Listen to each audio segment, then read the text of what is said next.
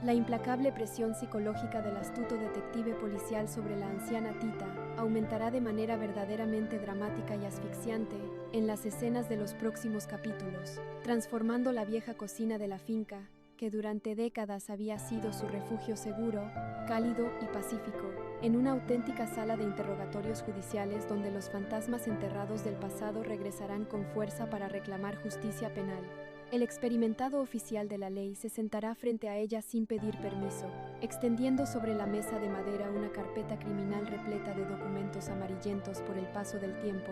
mostrando de manera fría la copia fiel de la declaración testimonial original que Tita firmó ante las autoridades locales hace tantos años, y la posterior y sospechosa retractación notarial que dejó el caso de la misteriosa desaparición de Clemente Arellano en el oscuro archivo de los crímenes sin resolver de la región. Tita intentará con todas sus fuerzas mantener su ensayada fachada de anciana olvidadiza, distraída y enferma,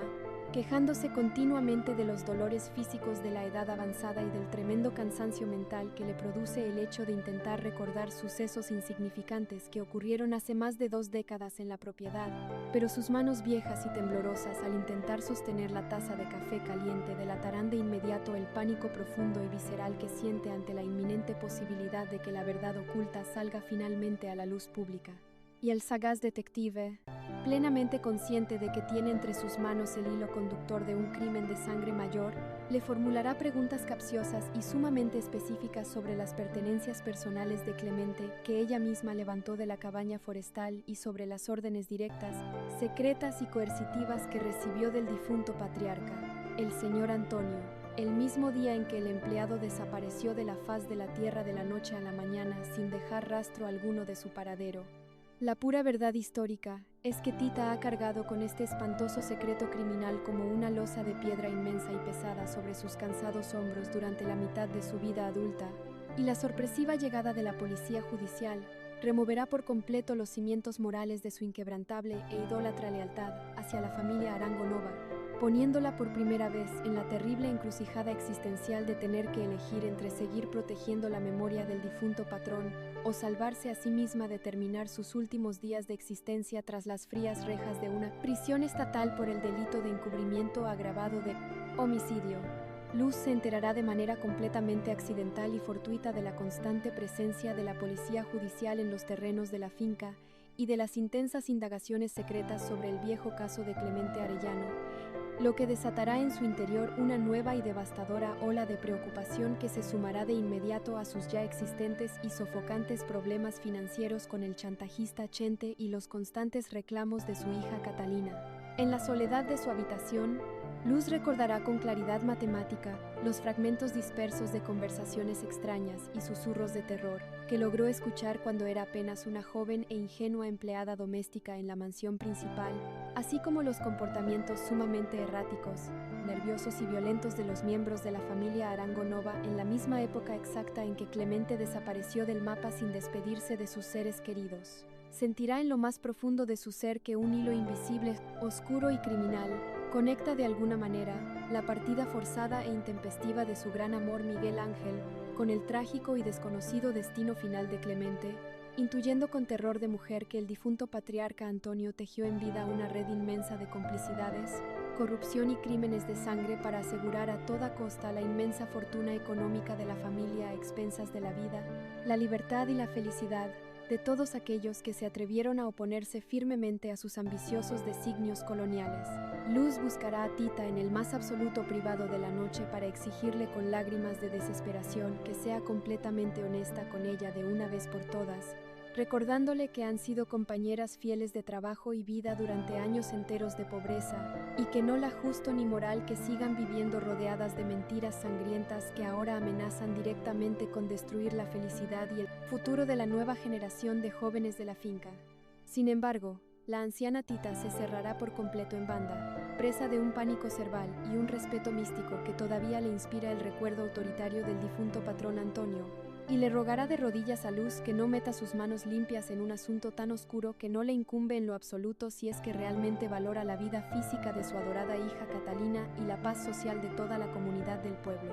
completamente desesperada por encontrar un poco de paz espiritual y perdón divino ante la inmensa tormenta legal que presiente que se avecina con fuerza sobre la finca, la anciana Tita se refugiará a altas horas de la madrugada en la pequeña y solitaria capilla católica de la propiedad, un espacio místico iluminado apenas por la luz temblorosa, rojiza y lúgubre de unas cuantas veladoras de cera, donde buscará desesperadamente el consuelo a través del llanto amargo y la oración sincera ante el altar de los santos. En medio de la quietud absoluta y el silencio sepulcral del recinto religioso, la anciana quebrará su silencio de años y comenzará a hablar en voz alta consigo misma y con las imágenes sagradas de las paredes, en un monólogo desgarrador, patético y lleno de culpa, donde confesará con lujo de detalles escalofriantes los pormenores ocultos del terrible crimen que presenció con sus propios ojos y que la obligó por la fuerza a convertirse en cómplice silenciosa por omisión durante más de 20 años de su vida. Revelará con voz temblorosa que el difunto señor Antonio descubrió en su momento que el empleado Clemente Arellano guardaba en su cabaña documentos contables originales que probaban de manera contundente un fraude fiscal masivo, robo de tierras ejidales y falsificación de firmas en las escrituras principales de la finca, y que, para evitar a toda costa que la verdad saliera a los tribunales federales, el patrón ordenó de manera secreta desaparecerlo físicamente para siempre de la propiedad, simulando con la ayuda de la policía corrupta una supuesta huida intempestiva hacia los Estados Unidos. Tita confesará ante el crucifijo de madera que ella misma encontró grandes manchas de sangre fresca en las paredes de la cabaña de Clemente la mañana siguiente al crimen, y que fue el propio e imponente Antonio quien la amenazó directamente con hacerle daño físico a sus hijos pequeños si no se retractaba de inmediato de la primera declaración testimonial que le había otorgado a las autoridades policiales honestas de la época. Lo que la desdichada anciana no sospecha ni remotamente en ese instante de catarsis y confesión mística es que el astuto detective policial habrá colocado un moderno micrófono oculto de alta sensibilidad detrás del altar principal de la capilla como parte de su estricta estrategia de vigilancia secreta, logrando registrar de manera impecable cada una de sus palabras incriminatorias en una cinta digital que se transformará de inmediato en la prueba reina para reabrir oficialmente el caso por el delito de homicidio calificado.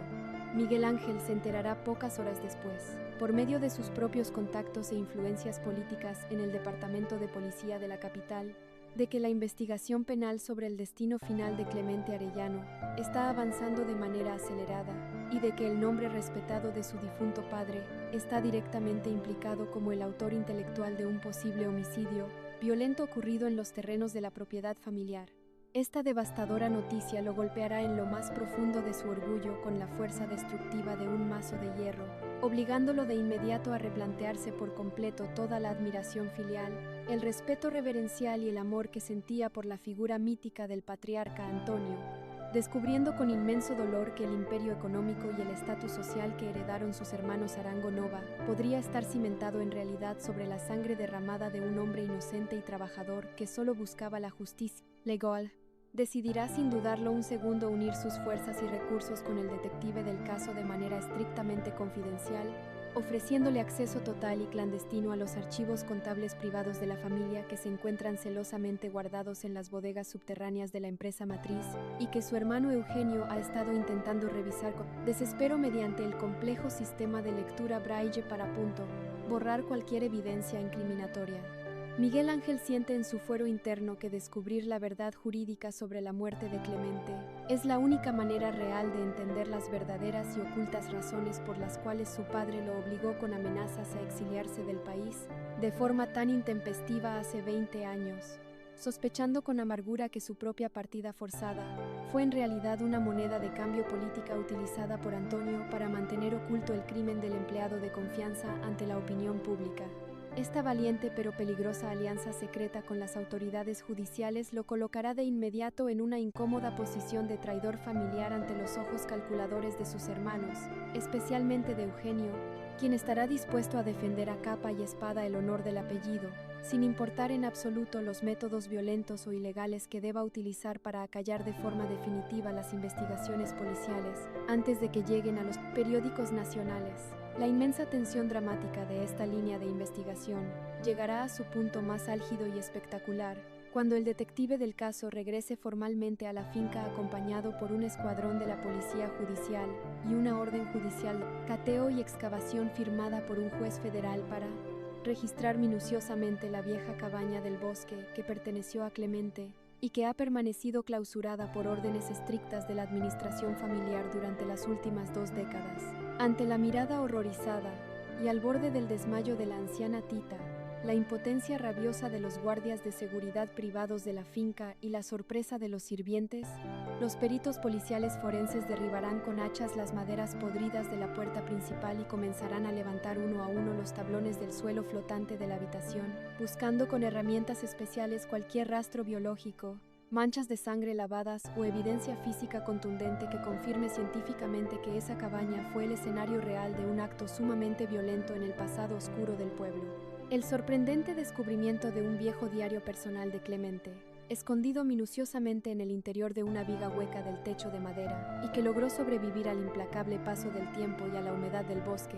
revelará a los ojos de las autoridades las anotaciones detalladas del puño y letra del empleado sobre los turbios negocios de Antonio Arango Nova y sus intenciones firmes de denunciarlo formalmente ante los tribunales federales Capital. La espectacular aparición de este valioso documento histórico desatará de inmediato un verdadero terremoto legal y mediático que sacudirá los cimientos sociales de toda la región, obligando a los hermanos Arango Nova a prepararse para un juicio penal de proporciones catastróficas que promete sacar a la luz los secretos más oscuros, sangrientos y vergonzosos de la fundación de su fortuna económica y el verdadero costo humano de su imperio familiar en la finca.